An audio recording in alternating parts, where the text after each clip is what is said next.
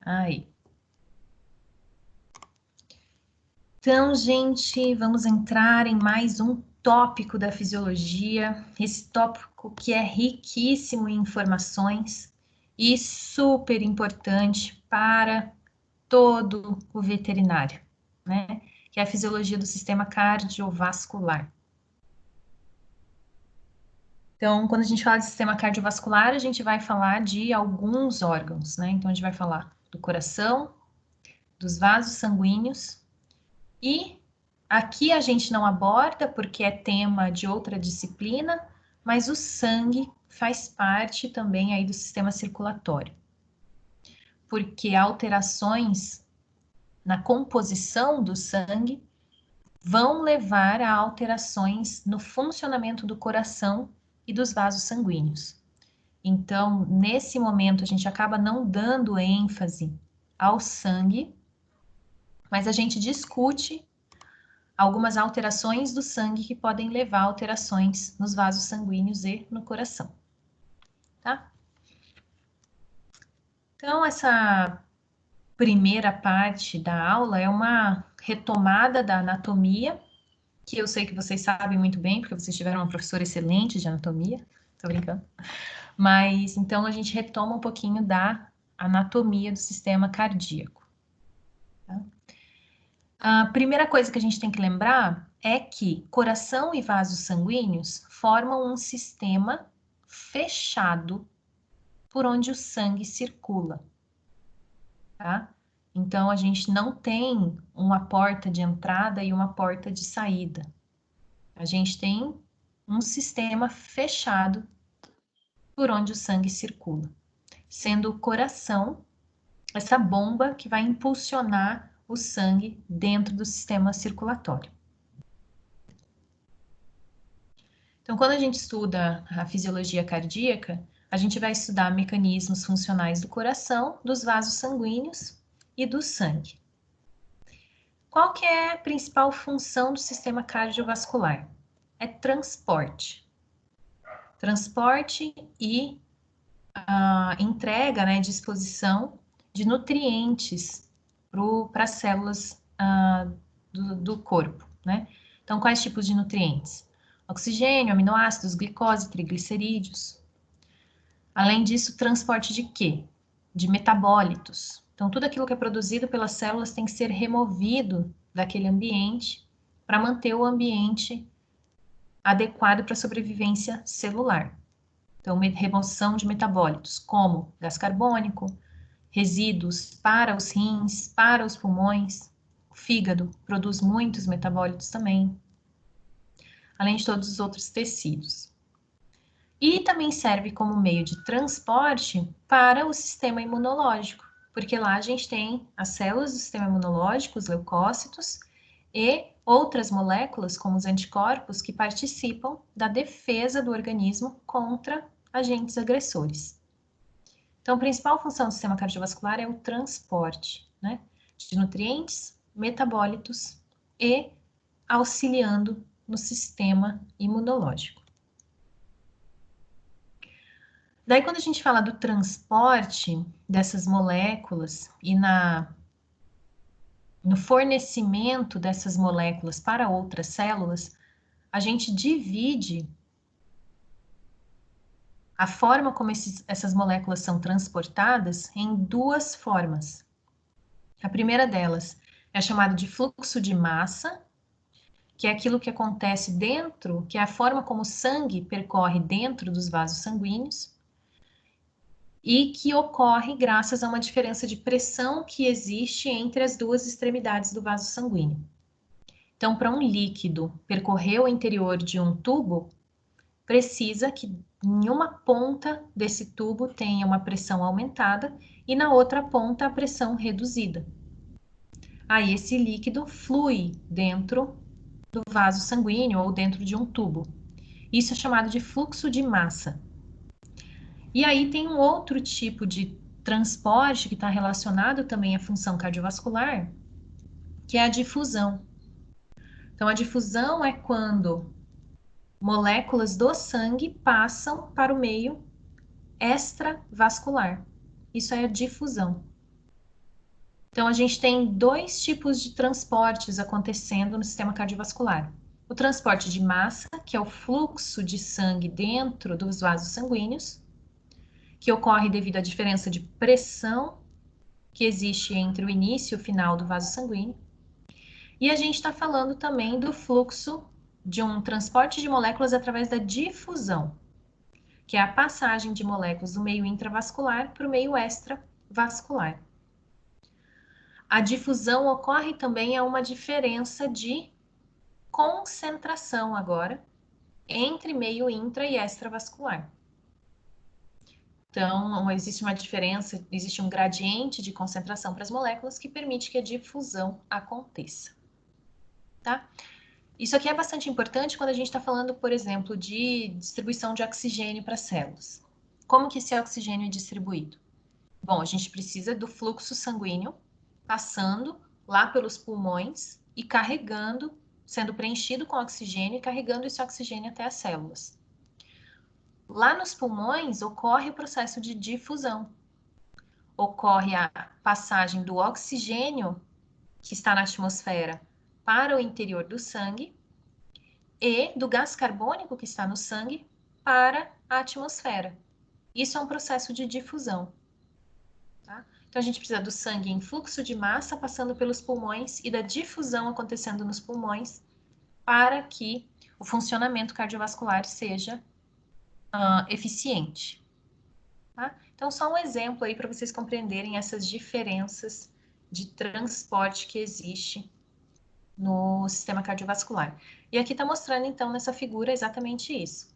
Então, a gente tem o fluxo em massa acontecendo dentro dos vasos sanguíneos e a gente tem difusão de água, glicose, aminoácidos, oxigênio, também de gás carbônico, resíduos do metabolismo e água, acontecendo entre sangue e as células do tecido ou o meio externo, como é o caso dos pulmões. Isso aqui vocês já sabem, né? Isso aqui agora vem aqui a retomada da anatomia.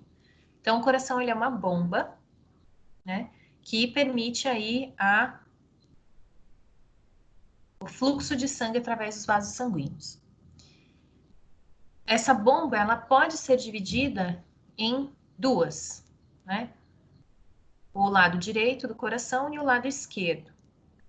O lado direito do coração, que recebe sangue do corpo e envia esse sangue para os pulmões, e o lado esquerdo, que recebe sangue dos pulmões e envia o sangue para o corpo.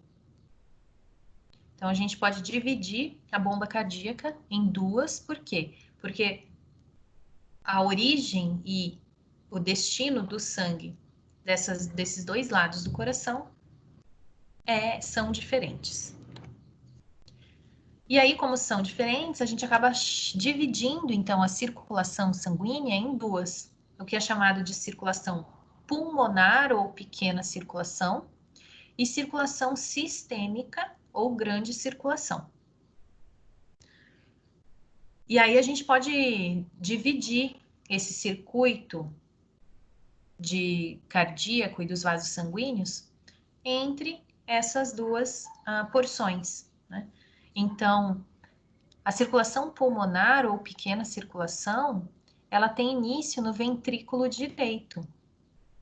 Então, o ventrículo direito vai fazer contração e empurrar esse sangue para dentro da artéria pulmonar que vai levar o sangue até os pulmões para que a troca gasosa aconteça. Dos pulmões, esse sangue retorna para dentro do coração através das veias pulmonares, que se conectam com o átrio esquerdo. Então, a gente tem início da circulação pulmonar no ventrículo direito, que vai para os pulmões, e dos pulmões retorna para o átrio esquerdo, aonde finaliza a circulação pulmonar. E a circulação, depois eu falo disso aqui. E a circulação sistêmica, ela tem início no ventrículo esquerdo. Esse sangue vai passar através da artéria aorta, vai ser distribuído para os sistemas corporais, tanto da cavidade abdominal, cavidade torácica, quanto para a cabeça, né? E esse sangue, então, volta para o coração e entra no coração, no átrio direito. Então, a circulação sistêmica tem origem no ventrículo esquerdo e fim no átrio direito. Enquanto que a circulação pulmonar tem início no ventrículo direito e fim no átrio esquerdo.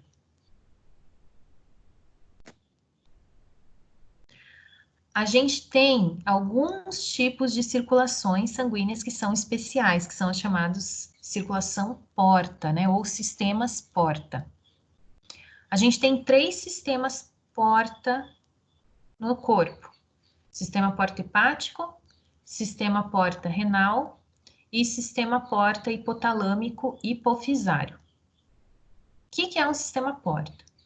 Então, se vocês observarem a distribuição dos vasos sanguíneos, dos diferentes tipos de vasos sanguíneos no corpo dos animais, vocês vão observar o quê? Que existe uma artéria bastante importante.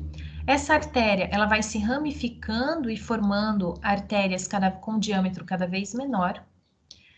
E essas artérias menores, chamadas de arteríolas, né? Elas entram nos órgãos. Lá nos órgãos, essas artérias, elas vão se subdividir ainda mais, formando o que são chamados de capilares. Os capilares são os vasos sanguíneos que permitem a troca de nutrientes e de resíduos do metabolismo por difusão entre sangue e tecidos. Os capilares, então, eles vão se unindo, formando vênulas. Vênulas se unem formando veias mais calibrosas. Isso é uma circulação normal. A gente tem artéria, capilares e veias. O sistema porta, ele é um pouco diferente. Por quê? Porque a gente vai ter 2 redes de capilar entre artéria e veia. Então, é mais ou menos assim. A artéria está levando sangue, por exemplo, até as alças intestinais. Lá nas alças intestinais, o que acontece? Tem a absorção de nutrientes pelos capilares dessa artéria. Esses nutrientes vão ser absorvidos e eles vão serem levados até o fígado através da veia porta hepática. Veia porta hepática que, ao chegar no fígado, se subdivide formando nova rede de capilares. Aí esses capilares se unem formando a veia que vai levar o sangue de volta ao coração. Então, na veia, no sistema porta, a gente tem artéria, capilar, veia porta, capilar, veia. Então, tem 2 leitos capilares entre artérias e veias. Isso aqui é só para a gente distinguir, né, aonde esses 2 tipos de circulação, porque elas são, de fato, um pouco diferentes. Tudo bem? A gente já tinha visto, acho que isso também lá na anatomia. Bom, como que o coração injeta sangue na circulação? Para a gente responder essa pergunta, a gente precisa entender a anatomia do coração e entender como que os potenciais de ação acontecem no coração. Então, o coração ele é um músculo formado pelo miocárdio.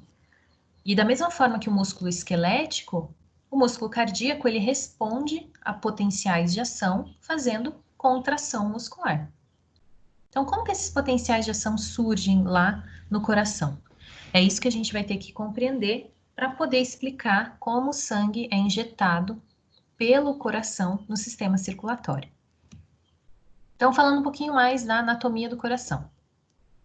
Então, ele é um órgão oco, muscular, vocês já sabem, formado pelo músculo cardíaco, que é chamado miocárdio. Apresenta 4 cavidades, 2 cavidades superiores e 2 inferiores, né? Denominadas átrio direito, ventrículo direito, átrio esquerdo, ventrículo esquerdo. O miocárdio é um músculo estriado e ele se diferencia do músculo estriado esquelético pela presença das junções comunicantes. Acho que isso vai aparecer daqui a pouquinho aqui. Prof, Diga. a Bruna tá pedindo para entrar. Tá bom. Aí.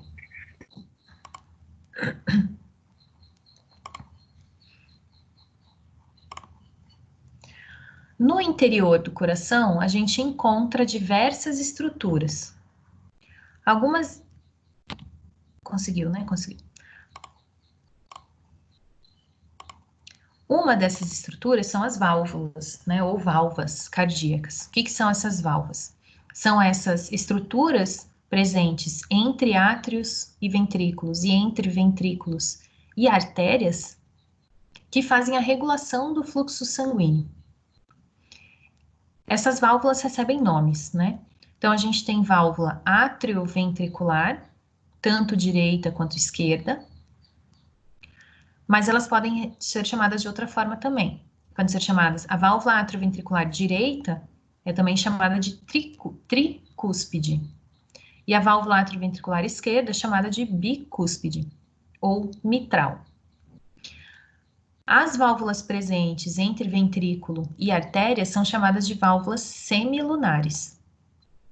Aí a gente tem a válvula semilunar pulmonar, que faz conexão com o ventrículo direito, e a válvula semilunar aórtica, que está conectada aqui com o ventrículo esquerdo.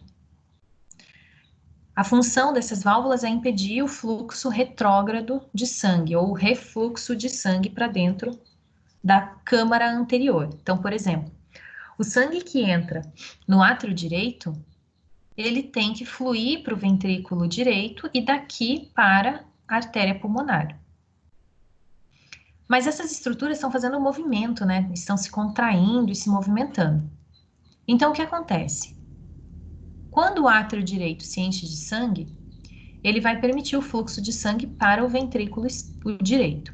Quando o ventrículo direito fizer contração, a contração tem como objetivo conduzir o sangue para a artéria pulmonar. Como que esse fluxo se faz unidirecional se a gente tem esse espaço de comunicação entre átrio e ventrículo? Porque na hora que o ventrículo faz a contração, a válvula atrioventricular, ela se fecha. Ela é fechada pelo próprio fluxo sanguíneo. Ela é fechada e aí isso impede com que o sangue retorne para o átrio direito. Assim é o funcionamento normal. Isso vocês já devem lembrar também lá da anatomia. A válvula semilunar funciona da mesma forma. Como então? Quando o ventrículo contrai, a válvula atrioventricular se fecha, mas a válvula semilunar precisa abrir para permitir o sangue passar para a artéria. Então, quando o ventrículo faz a contração, a pressão que o sangue gera aqui dentro do ventrículo faz com que a válvula atrioventricular se abra. E aí o sangue flui através da artéria.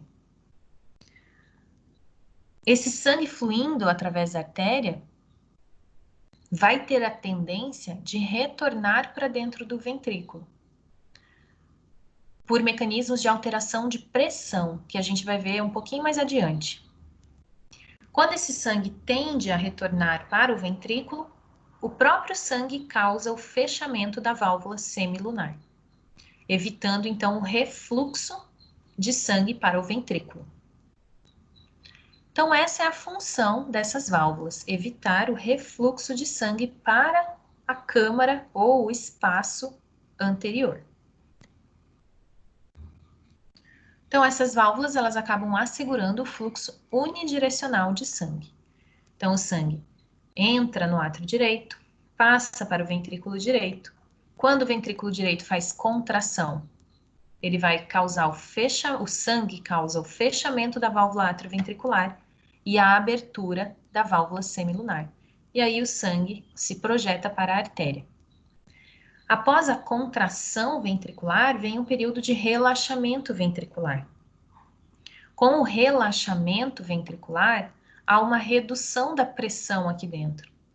E aí o sangue que foi recém-injetado dentro da artéria, ele tem a tendência de retornar para a região de menor pressão, que no caso é o ventrículo. Aí esse sangue tentando retornar para o ventrículo, induz o fechamento da válvula semilunar. E aí a gente tem garantido o fluxo unidirecional de sangue dentro do coração.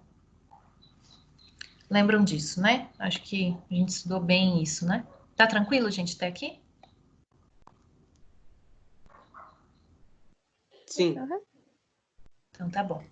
Professora, Diga. quando coloca o marca-passo, ele substitui uma parte do coração? Substitui uma parte do coração. A gente já vai ver que parte é essa. Uhum. Tá bom. Então, ó, essa figurinha, ela mostra bem como que as válvulas funcionam, ó. Então, quando a gente tem... Isso aqui é uma válvula semilunar, é uma válvula atrioventricular. Então, elas têm esse formato, né? Existe um orifício entre átrios e ventrículos, e nesse orifício a gente tem a válvula. A válvula tem esse formato circular, então, e ela tem essas membranas aqui que são chamadas de cúspides, ou valvas. Valva ou cúspide, tá? Essas valvas, então, elas são tecido conjuntivo bastante espesso. Se vocês lembram lá da anatomia, a gente conseguia tocar nessas cordas tendíneas aqui na válvula, e ela é um tecido conjuntivo bastante espesso, parece até uma cartilagem, né? Então, o que acontece? Essas estruturas, elas não têm movimento próprio, não tem músculo aqui, é um tecido conjuntivo. E é um tecido conjuntivo que vai responder, vai se movimentar de acordo com a variação da pressão que acontece entre essas duas câmaras, entre as quais a válvula está presente. Então, quando eu tenho aumento de pressão na câmara anterior à válvula, eu vou ter a abertura da válvula. E quando eu tenho aumento de pressão na câmara posterior à válvula, eu vou ter o fechamento da válvula, ó, nesse formato aqui.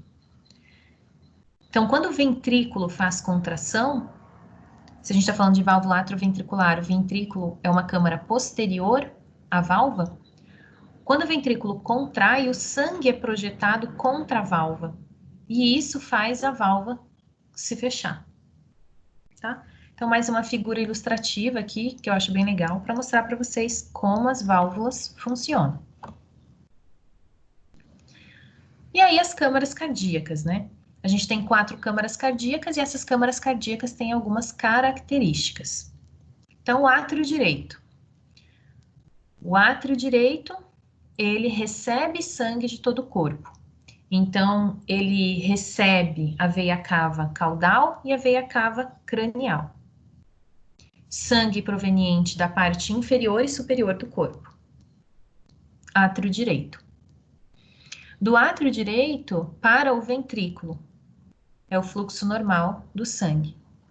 Para o sangue passar, então, do átrio para o ventrículo, ele vai ter que passar através de uma válvula, que é a válvula atrioventricular direita ou tricúspide, porque ela tem 3 válvulas, ou válvulas. A gente tem também, entre átrio direito e átrio esquerdo, o que é chamado de septo interatrial, que é isso aqui. Esse espaço aqui de tecido presente entre átrios. Esse é chamado de átrio de septo interatrial. O que a gente tem de importante no septo interatrial? Existe uma depressão que é chamada de fossa oval. A fossa oval, ela se forma porque existia, no período fetal, uma comunicação entre os átrios, que é justamente aquelas adaptações da circulação fetal para desvio do fluxo sanguíneo de órgãos que não estão ativos no período fetal, como, por exemplo, o pulmão. Então, o pulmão está inativo no período fetal. Tá, e o que tem a ver com a fossa oval? Com o forame oval? Então, no período fetal, a gente tem o forame oval, que é uma comunicação do átrio direito com o átrio esquerdo. Então, olha o que acontece. O sangue proveniente das veias cava chega no átrio direito, parte desse sangue vem para o ventrículo direito, mas parte do sangue passa diretamente para o átrio esquerdo. Por quê? Porque esse sangue que vem para o ventrículo direito, ele vai ser direcionado para os pulmões do feto, mas o pulmão não está respirando nesse momento. O feto está dentro do líquido amniótico, ele não tem movimentos respiratórios, né? Porque está cheio de líquido em torno dele. O oxigênio que o feto recebe vem lá da placenta da mãe, tá? Então, o pulmão do feto é afuncional. Então, a gente não precisa ter sangue passando através dos pulmões. Então, existe o forame oval, que permite a comunicação de átrio direito com átrio esquerdo. Após o nascimento, ocorre o fechamento do forame oval e permanece uma depressão, uma marca, uma cicatriz nessa região que é chamada de fossa oval. No átrio direito, o miocárdio é bastante delgado, então bastante fino, tem apenas 3 milímetros de espessura. Por quê?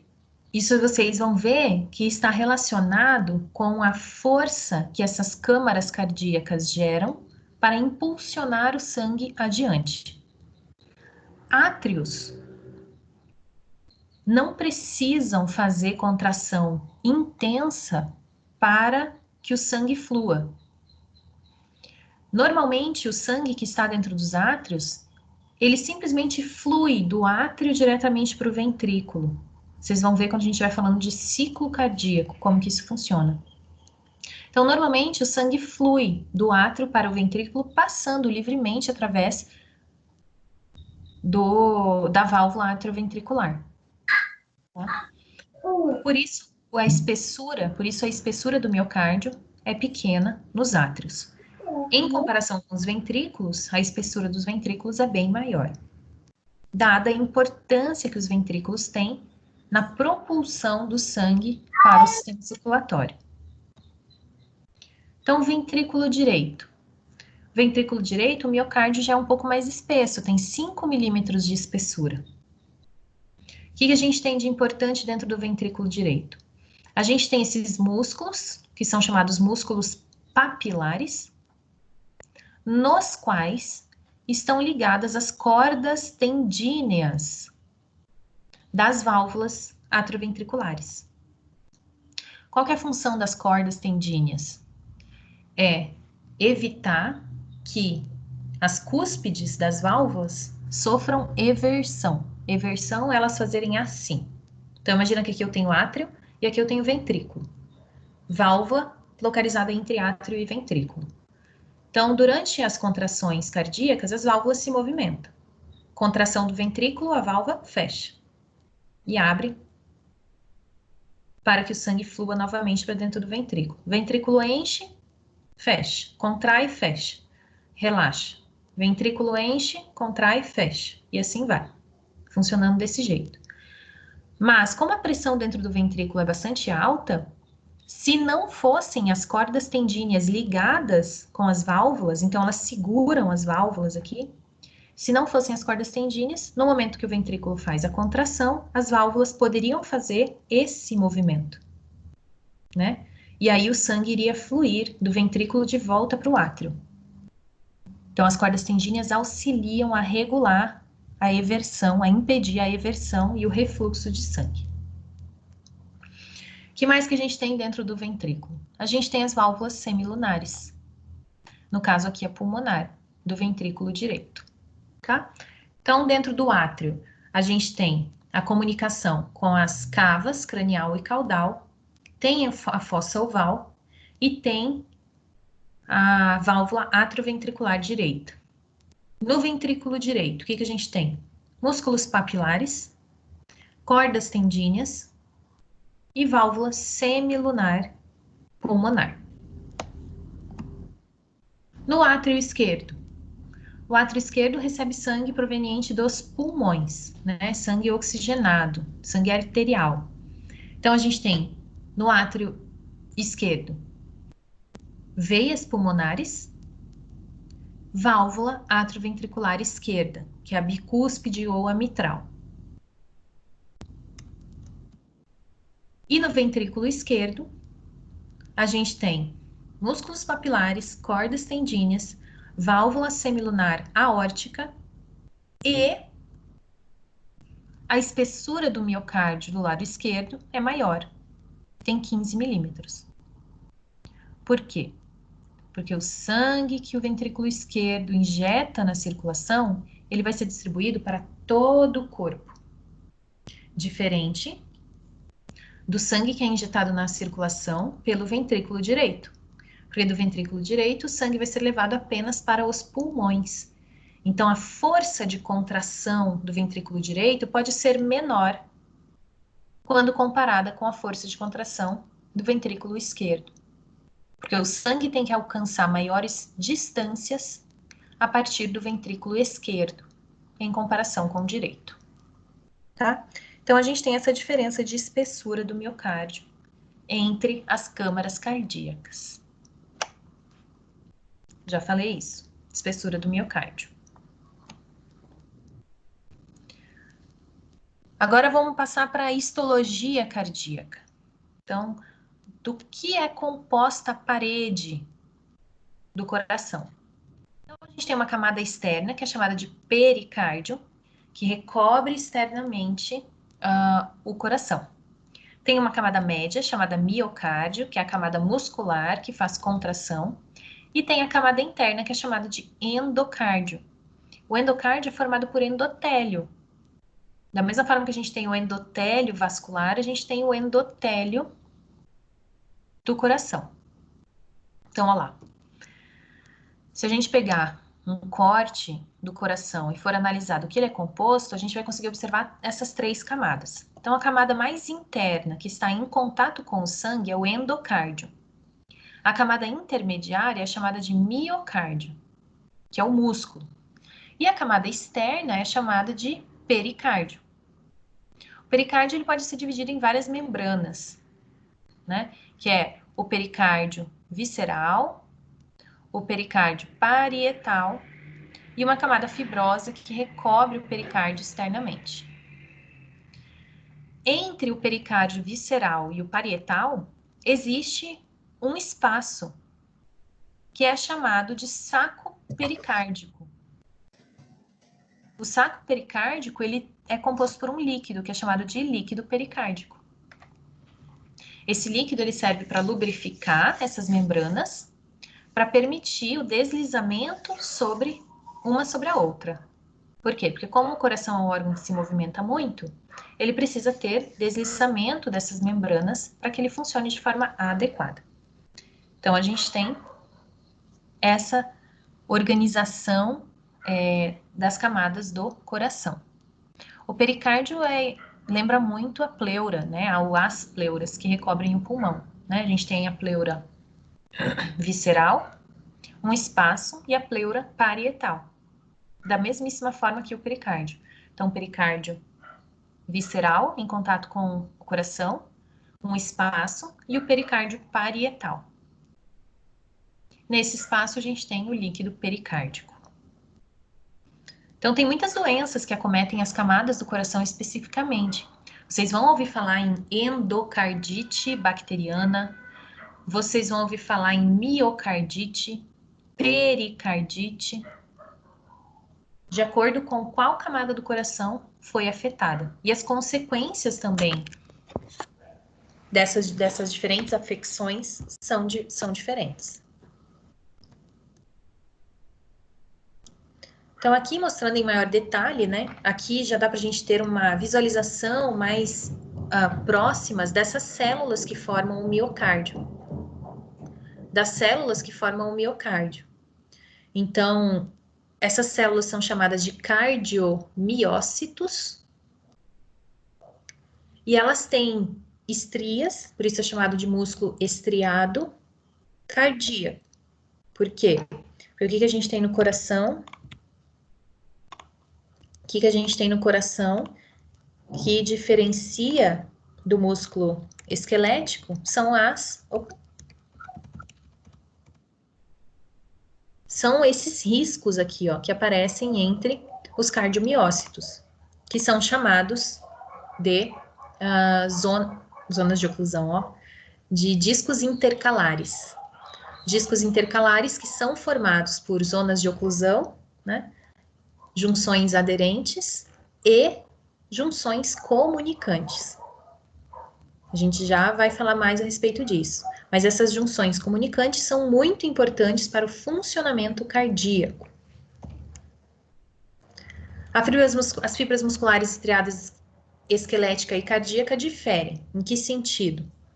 Então, a fibra estriada esquelética, ela é mais longa, ela tem vários núcleos e elas são isoladas eletricamente, ou seja, cada fibra muscular vai contrair quando o estímulo do potencial de ação do neurônio motor inferior chegar até ela. Então, cada fibra muscular recebe a sua inervação. Lembrando lá daquelas unidades motoras que a gente acabou de estudar na miologia.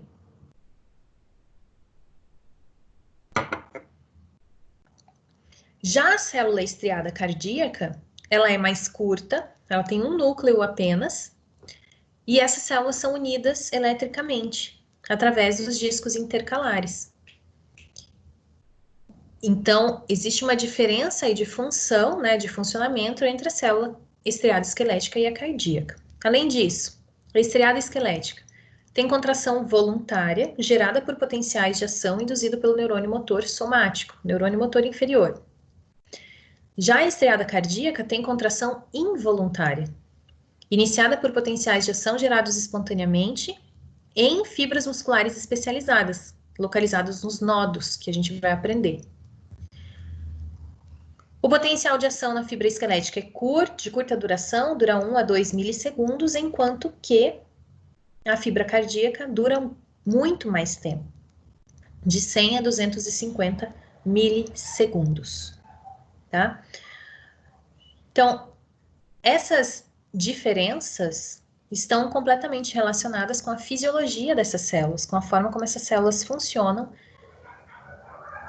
para realizar as suas funções. Então, o coração de levar sangue para todo o corpo e a musculatura esquelética para fazer contração muscular de forma rápida, com respostas controladas pelo sistema nervoso central.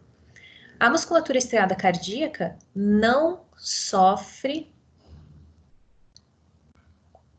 ela sofre controle. Ela não é estimulada, suas contrações não acontecem especificamente por ação do sistema nervoso central. Existe dentro do coração células especializadas em gerar potenciais de ação e induzir a contração do coração, que são os nodos, que a gente já viu lá na anatomia, mas a gente vai rever aqui, tá? Então, o coração, ele bate sozinho, independente do sistema nervoso central. Qual que é a relação do coração com o sistema nervoso central? A frequência cardíaca é regulada pelo sistema nervoso central. Mas a contração cardíaca ocorre de forma independente do sistema nervoso central. Por isso a gente pode ter morte encefálica e o coração e o pulmão continuam respirando, continuam se movimentando. Porque tem outros estímulos que induzem a contração desses órgãos. E o coração, especificamente, ele vai se movimentar por potenciais de ação originados dentro dele. Essas são, então aqui a gente tem em ampliação, né, os discos intercalares. Aqui está a ampliação. Então, os discos intercalares são essas linhas escuras que aparecem na histologia cardíaca. Se a gente estudar biologia molecular dessas uniões aqui, dos discos intercalares, a gente vai observar que eles são formados por desmossomos, né, que são junções de aderência de uma célula cardíaca com a outra, e junções do tipo gap, ou comunicantes. Qual que é o objetivo disso, né, dos discos intercalares? É permitir que o potencial de ação que acontece em uma célula, ele passa automaticamente para a célula adjacente. a gente tem isso distribuído por todas as células do coração. Então, todas as células dos ventrículos são unidas por discos intercalares. Todas as células dos átrios são unidas por junções comunicantes, né? Então, isso vai permitir a passagem do potencial de ação de uma célula para outra, formando o que se chama de sincício funcional. O que é isso? Sincício, sim, é união, e cício vem de células.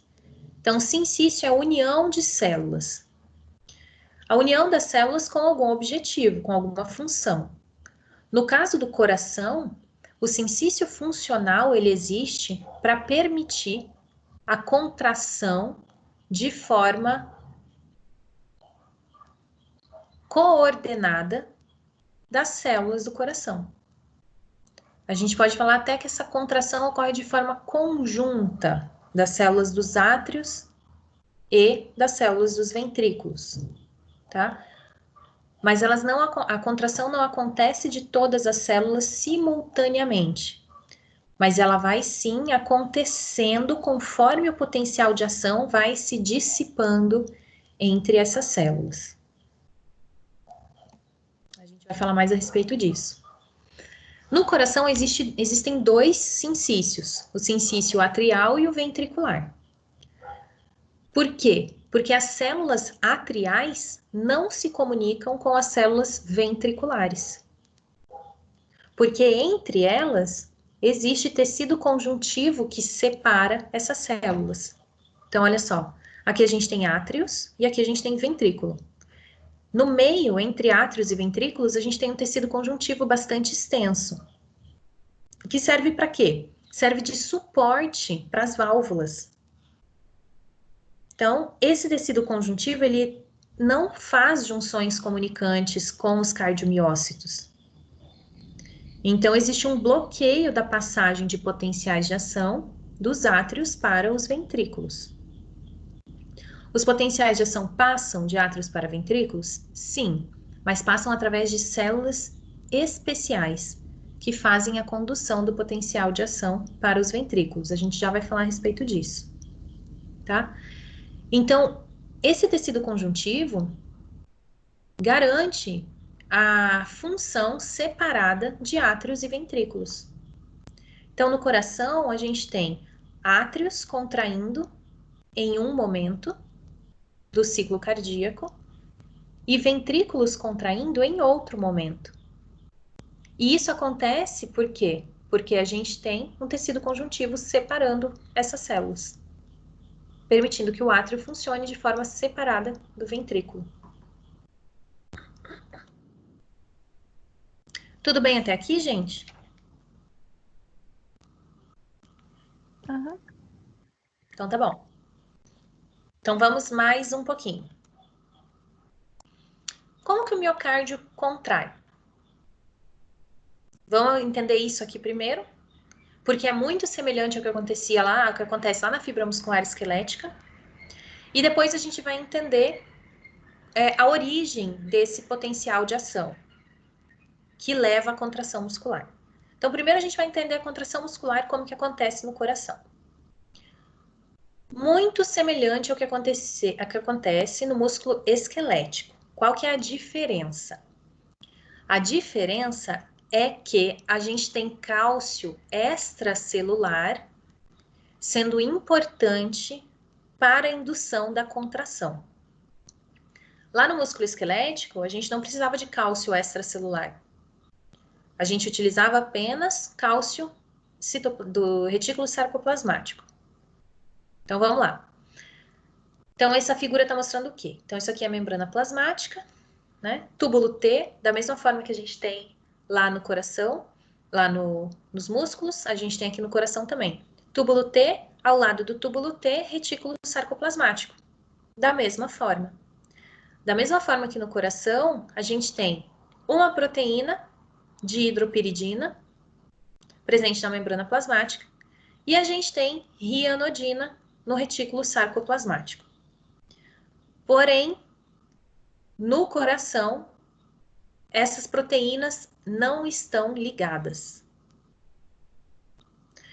No coração, a dihidropiridina, ela permite fluxo de cálcio para o meio intracelular. A dihidropiridina lá no músculo esquelético não permite fluxo de nada. Ela simplesmente muda a sua conformação, que vai levar à mudança de conformação da rianodina, que então vai permitir o fluxo de cálcio para o citoplasma. No músculo esquelético, a dihidropiridina é um canal de cálcio, que vai permitir, então, a entrada de cálcio do meio extra para o meio intracelular. Outra diferença, a rianodina, ela é sensível ao cálcio no coração. Então, o que acontece? O potencial de ação chega até a dihidropiridina, induz a sua abertura. Vai permitir a entrada de cálcio para o citoplasma. O cálcio vai estimular a mudança de conformação da rianodina, que também vai se abrir e permitir a saída de cálcio do retículo sarcoplasmático para o citoplasma. A quantidade de cálcio do meio extracelular que entrou na célula vai se somar à quantidade de cálcio liberada pelo retículo sarcoplasmático. E é a somatória do cálcio extracelular e do cálcio do retículo sarcoplasmático que leva à contração muscular. A contração muscular acontece da mesma forma que lá no músculo esquelético. Como que é lá no músculo esquelético? O potencial de ação vai chegar até a dihidropiridina. A dihidropiridina é sensível à voltagem, vai mudar a sua conformação. Lá no músculo esquelético, dihidropiridina está ligada com rianodina, fisicamente. A mudança de conformação da dihidropiridina, pelo potencial de ação, vai levar à mudança de conformação da rianodina, que é um canal de cálcio que vai se abrir e permitir a saída de cálcio. No músculo esquelético, não existe somatória da quantidade de cálcio extracelular e sarcoplasmático. Não tem isso. Então, a gente tem aí algumas diferenças nas proteínas e da origem do cálcio que leva à contração muscular. Então, o que vai acontecer? O que vai acontecer com a contração cardíaca se o animal estiver com redução da calcemia? Vai reduzir, professor? Vai ficar fraca? Exatamente isso. Então, quando o animal tem distúrbio da regulação do cálcio no sangue, ele vai ter distúrbio cardíaco. Se o animal tem hipercalcemia, ele tem aumento da força de contração do coração. Se o coração está batendo com mais força, qual que é o parâmetro fisiológico que vai estar alterado? Frequência cardíaca e respiratória. Não consegui ouvir. Fala um pouquinho mais alto, por favor. Frequência cardíaca e respiratória? A frequência cardíaca pode até estar normal, mas a gente tem a força de contração maior. A pressão? Exatamente, a pressão. E uma outra coisa que a gente pode identificar é o pulso do animal, o pulso, né? Então, se a gente colocar a mão aqui na nossa artéria, no punho, a gente sente o pulso, né? No animal, se a gente colocar a mão no pescoço dele, a gente sente o pulso da carótida, na gente também, né? Então, quando o animal tem aumento da força de contração cardíaca, tem aumento de pressão arterial. E a gente pode identificar também o aumento da força do pulso. Você vai sentir um pulso mais forte. E no sentido contrário, se o animal tiver hipocalcemia, vai ter redução da força de contração do coração, o que pode levar, então, à redução da pressão arterial e redução da força do pulso. tá? Essas alterações de calcemia podem acontecer, por exemplo, nos animais gestantes e em lactação, principalmente em lactação. Nesse período de transição do nascimento para a lactação. São os momentos que acontecem problemas na calcemia. Por quê? O animal que está em trabalho de parto, ele tem contrações musculares acontecendo em grande intensidade. Então, o consumo de cálcio é bastante grande nesse sentido. Além disso, inicia a lactação, a quantidade de cálcio que esse animal vai liberar no sangue é bastante alta. Então, faz uma exfoliação, né, de cálcio do organismo do animal, podendo levar a disfunções cardíacas durante esse período. Então, lembrem, o leite, né, ele é composto por cálcio, diversas proteínas, imunoglobulina, anticorpos, né?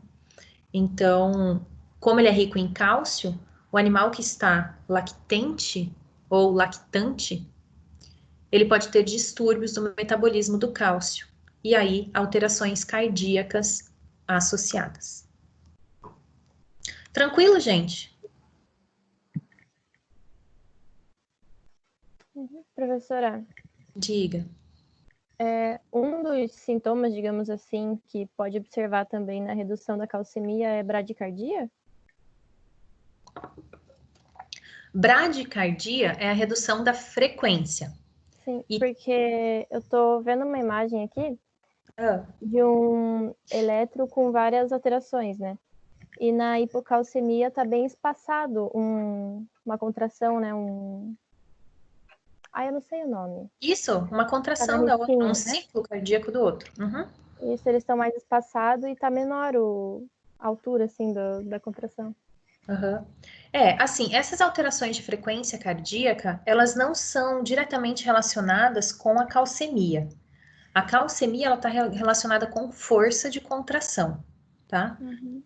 A frequência cardíaca, ela está relacionada com o sistema nervoso autonômico. É ele quem vai dizer se precisa aumentar ou reduzir a frequência cardíaca. E quais variáveis o sistema nervoso autonômico usa para aumentar ou reduzir a frequência cardíaca? Pressão de oxigênio, quantidade de oxigênio circulante, necessidades pulmonar, né? Então, a capacidade do pulmão de fazer a troca gasosa, necessidades teciduais específicas. Então, se algum órgão está passando por hipóxia, esse órgão vai liberar moléculas no sistema circulatório que vão induzir aumento da frequência cardíaca também. O nível de ansiedade, de estresse do indivíduo, né, do animal, mas por alterações do sistema nervoso autonômico. Então, o cálcio por si só, ele não vai induzir alteração da frequência, mas sim da força de contração.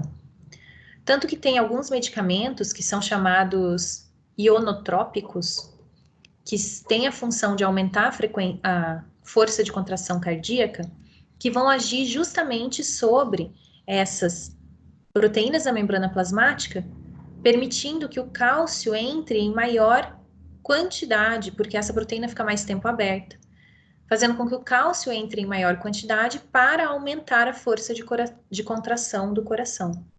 Mas não está diretamente relacionada com frequência cardíaca. Professora, isso seria o caso de uma ressuscitação que usa atropina para aumentar a frequência? Atropina, adrenalina, né? Então, mas a atropina também? Atropina. Qual que é a função da atropina? Não é aumentar a frequência cardíaca? Eu acho que não é atropina, não é adrenalina que você está confundindo, será? Então, são duas, é a adrenalina e a atropina, que é feito intracardíaco, no caso de uma ressuscitação. Tá, eu não sei qual que é a função da atropina. Eu vou procurar, daí eu trago para você na próxima aula, tá? Para vocês. Prof, Diga. eu achei aqui que a atropina é para combater a arritmia, Parkinson, intoxicação por inseticidas e cólica, úlcera. Então, a atropina, ela faz uma regulação do sistema nervoso autonômico. Ela reduz a ativação do parasimpático e induz a ativação do simpático. Então, por causa disso, então. Ela faz uma regulação da função do sistema nervoso autonômico. Uhum. Então, deve ser por causa disso que é usado em associação com a adrenalina.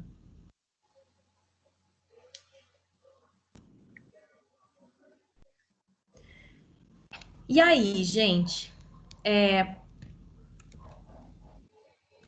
de onde surgem, né, esses potenciais de ação que vão levar à contração do coração?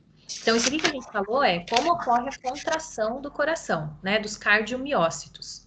Então, acontece através da somatória de cálcio do meio extracelular e do meio dos retículos sarcoplasmáticos. Contrai essa fibra muscular.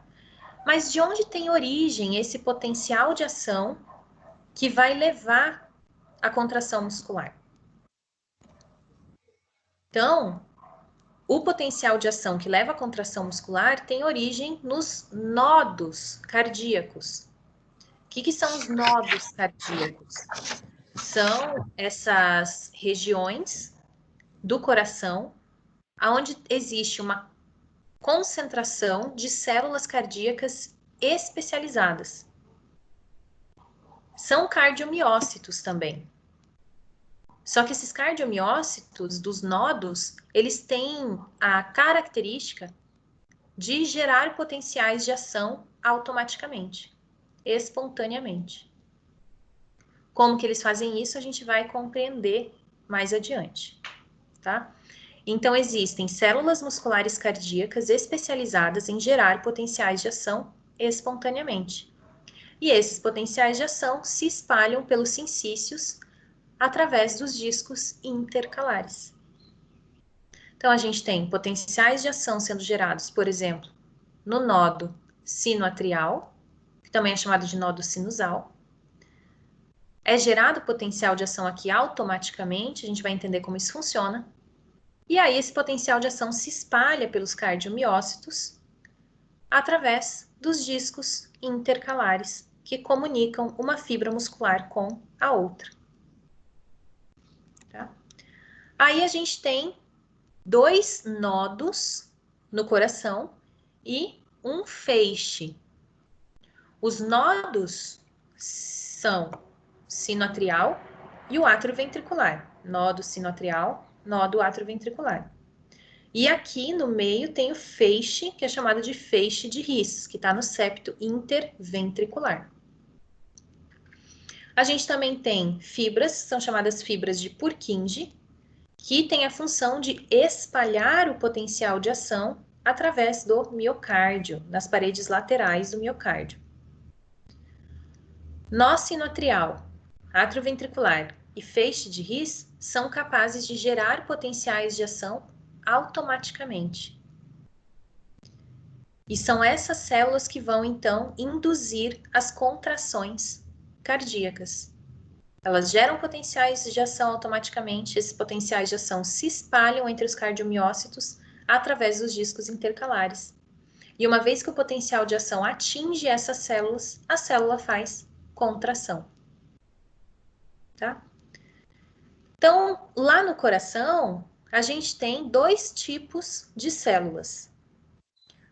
99% das células são contráteis, que formam o miocárdio. E 1% dessas células são as células chamadas marca-passo, que são as células presentes no nó sinoatrial, atrioventricular e no feixe de His. São essas células capazes de gerar potenciais de ação automaticamente. Por isso que como está escrito aqui embaixo, o coração denervado, ou seja, se a gente retirar qualquer inervação do sistema nervoso autonômico que chega ao coração, o coração continua a bater. Por quê? São células internas do coração que geram potenciais de ação que induzem a contração cardíaca. Então, a contração do coração é independente de neurônios motores. Mas o sistema nervoso autonômico simpático e parasimpático influenciam a frequência cardíaca. a frequência cardíaca e a força de contração também. Regulando, então, a frequência cardíaca e a força de contração do coração. As funções cardíacas, tá? Essas células, né, do nodo sinoatrial, do nodo atrioventricular e do feixe de His, todas elas produzem potenciais de ação automaticamente. Porém, as células do nodo sinoatrial, elas geram potenciais de ação com uma frequência maior do que as células do nó atrioventricular e do que as células do feixe de His. Então, a gente tem isso daqui, ó. As células do nó sinoatrial, elas geram potenciais de ação com uma frequência de 70 vezes por minuto. Do nó atrioventricular, 50 vezes por minuto. E das fibras de Purkinje, 35 vezes por minuto. Então, a frequência cardíaca, ela é comandada pelo nó sinoatrial. Se o nó sinoatrial para de funcionar, como por exemplo em um infarto do miocárdio, vamos imaginar que o infarto do miocárdio aconteceu justamente sobre essa região. O que é o infarto? Um vaso sanguíneo que se distribui para essa região do miocárdio foi obstruído por um coágulo, por uma placa arteriosclerótica, por algum motivo foi obstruído. E essas células dessa região morreram pela falta de oxigênio. Então, o nó sinoatrial, vamos imaginar, parou de funcionar. Se ele para de funcionar, o coração vai parar de bater? Não, não vai parar de bater. Por quê? Porque tem as células do nó atrioventricular que vão assumir esse papel de manutenção da frequência cardíaca. Só que o que acontece? Como a frequência de potenciais de ação é mais baixa no nó sinoatrial, no nó atrioventricular, a gente vai ter um coração com uma frequência cardíaca mais baixa. E aí, se a frequência cardíaca está mais baixa, vai ter reflexo sobre a pressão arterial desse indivíduo. Tá?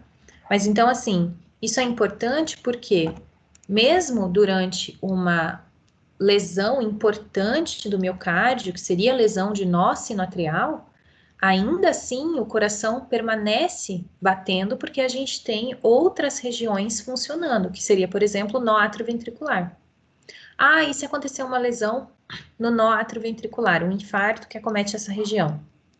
Aí a gente vai ter o nó sinoatrial funcionando ainda. E aí o coração continua batendo, normalmente. Ah, e se a gente tem lesão de nó sinoatrial e de nó atrioventricular? As fibras de Purkinje, os feixes de His, não é fibras de Purkinje, né? Os feixes de His, eles têm capacidade de gerar potenciais automaticamente também. Então, ele acaba levando a contração do coração. Só que a frequência é bem mais baixa. Então, 35 vezes por minuto. Isso faz com que esse indivíduo tenha uma pressão muito baixa, impedindo aí ele de se manter lúcido, se manter estável, de conseguir realizar as atividades diárias, porque a frequência está muito baixa e isso leva a uma redução muito intensa na pressão arterial. E aí o indivíduo vai ter muitos sintomas dessa alteração cardíaca. Tá? Beleza. Isso a gente vê na próxima aula. Tem dúvidas, pessoal?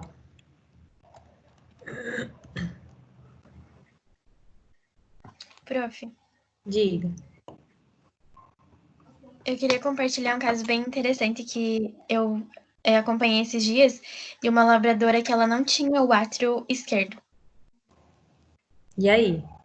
Aí ela tem que fazer uma cirurgia para colocar o marca-passo, porque ela pode ter porque ela pode ter morte súbita, né? E a ausculta dela é muito, muito diferente. Parece mesmo? que dá para auscultar realmente metade do coração. Que interessante, Mayara. Só que essa cirurgia custa em média R$25 mil. E não é muito feita, acho que tem só 2 casos na literatura.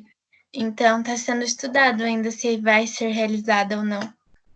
Mas é bem interessante. Qual que é a idade? 10 anos.